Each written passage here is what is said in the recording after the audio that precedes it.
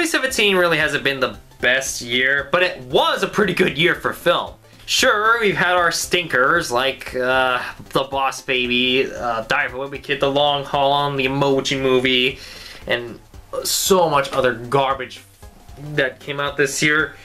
But then again, there were also some pretty decent to amazing films this year. So I'm gonna tell you guys my top 10 favorite movies of 2017. Here we go. Now, you may not know this, but I actually really like the Pitch Perfect films. I know, that doesn't sound like something that I would watch, and frankly, I didn't think so either. But I enjoyed the first film a lot, the second film was hilarious, and the third one is just good. Not great, but good. It still has the same humor, same characters, same a cappella arrangements that we all know and love, even though I will say that it's definitely the weakest film in the franchise. It's mostly because of the fact that there really isn't much more they can do with this story, so it just kind of feels unnecessary. Regardless, I still had a good time with this movie. Despicable Me 3. What can be said about this franchise at this point? The first film came out in 2010, and it was one of the most surprising films of that year, and it clearly shows. It then got a sequel and a spin-off film which grossed over $1 billion at the box office. Despicable Me 3 also grossed over $1 billion, but is the movie itself good? Absolutely. It still keeps the same heart, memorable characters, and clever writing that Despicable Me 1 and 2 had, while also having the best villain in the entire franchise, Balthazar Brat, a villain obsessed with the 1980s. However, I will say that much like Pitch Perfect 3, it's also the weakest in the trilogy. But at least I got more laughs out of me than Minions did. That movie was awful. It just sucked. Let's talk about a company called Pureflix. Their Christian films have a bad reputation for being incredibly unrealistic, unfocused, and cheesy as crap. God's Not Dead 1 and 2 and Do You Believe hardly qualify as good films. But what about The Case for Christ? Well, all I have to say is it's about dang time they got this kind of movie right. The Case for Christ is the story about Lee Strobel going on a mission to prove to his wife that God doesn't exist. Now, it's very easy to screw this kind of story up, but here's the thing. All of Pureflix's other films were merely based off true stories. The Case for Christ, however, is a true story, so they had to get it right, and personally, I think they succeeded. Well, it is debatable if this is even a good film at all. I think we can all still agree this is Pureflix's best film yet. Ever heard of the series Super Sentai? No? Well, maybe its Western name will be more familiar to you. Power Rangers. Power Rangers is basically everything crazy about Japan mixed with everything crazy about the US. It mixes awesome Japanese fighting scenes with American sitcom teenagers. Why do I bring this up? Because Power Rangers 2017 is entirely American-made. The last time we got an American-made Power Rangers movie, well, it's not good, but at least it's very entertaining. Power Rangers 2017, on the other hand, is actually a legitimately good movie. It gives characters to care about and some pretty decent acting as well, which, if you've seen Power Rangers episodes before, that's not what the series is known for. My only complaint with the movie is that they don't even get into their own iconic morph suits until the last act of the movie. Kinda reminds me of the Miss Lehman of the Sponge Out of Water movie in 2015. Regardless, I still had a great time with this movie. Captain Underpants, the first epic movie. You may be wondering, DSG, why is this movie on here? Well, one reason is, I grew up with the original books. Yeah, these books were my jam back then. Clever writing, memorable characters, and sometimes even some dark tones. 2, I was so worried that this would end up just like every other piece of children's media that gets turned into a movie, acting like sellouts with pop songs and fart jokes. Thankfully, much like the Peanuts movie, not only is it faithful to the original books, but it's also a really great animated film in general. The same funny characters like George and Harold, Mr. Krupp, Melvin Sneedley, and Professor Pippi P.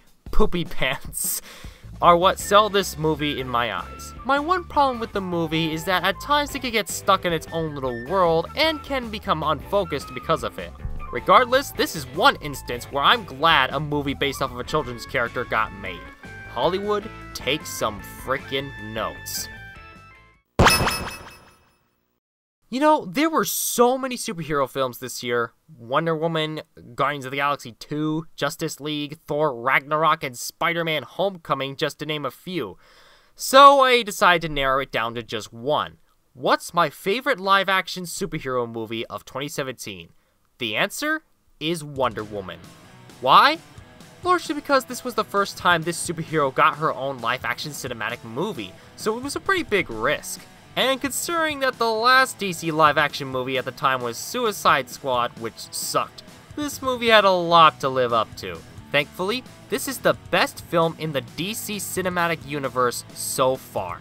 Gal Gadot did an amazing job as Wonder Woman, and now whenever I see Wonder Woman, I only see Gal Gadot. It's weird how Justice League was simply pretty good, but when you take everyone except Wonder Woman out of the picture, it's one of the best action films of the year. Funny how the last movie was called Wonder Woman, as this movie has only half that name. Wonder. Now, I will admit that I'm not really a big fan of these kinds of films. I just find them to be overdramatic for the most part. But thankfully, Wonder balances out the melodramatic moments with heartwarming scenes, funny scenes, and surprising scenes. It doesn't just show how it affects Augie, it also shows how it affects his family, his friends, and his sister's friend. It's really impressive how they managed to balance all of these emotions in a single movie, and that's why it's on the list. If you've known me for a while now, you'll know exactly what movie is next. Star Wars: The Last Jedi, the second film in the new Star Wars trilogy. While I have stated I like The Force Awakens more, I still really enjoy this movie, regardless of its flaws. The cinematography, the characters, and Mark Hamill's best performance in a movie ever. Well, it did have some pretty disappointing things about it, and some subplots that were pretty much destroyed in this movie. One thing is for certain, the Force is definitely strong with this one. You know, Disney has kind of been on a winning streak with their movies at the awards, haven't they? So I'm just gonna call it now. Coco is going to win an Oscar for Best Animated Feature. And for good reason. This is one of the most colorful films that Pixar has ever made. What I mean by that is the animation is absolutely incredible. It perfectly captures the culture and design of Mexico. The story is great, the characters are great, and the songs are great as well, to the point where this is now Mexico's favorite animated film of all time. But why isn't it number one, you ask? One, because of the Frozen short that played before the movie, which is anything but short. Seriously, it shouldn't even be called a short, it's like 21 minutes long. Second, the story has a lot of overused cliches in it, to the point where I should hate this movie. But something about the way that this was made really frickin' works. Just like the main song, this is a movie we'll all definitely remember.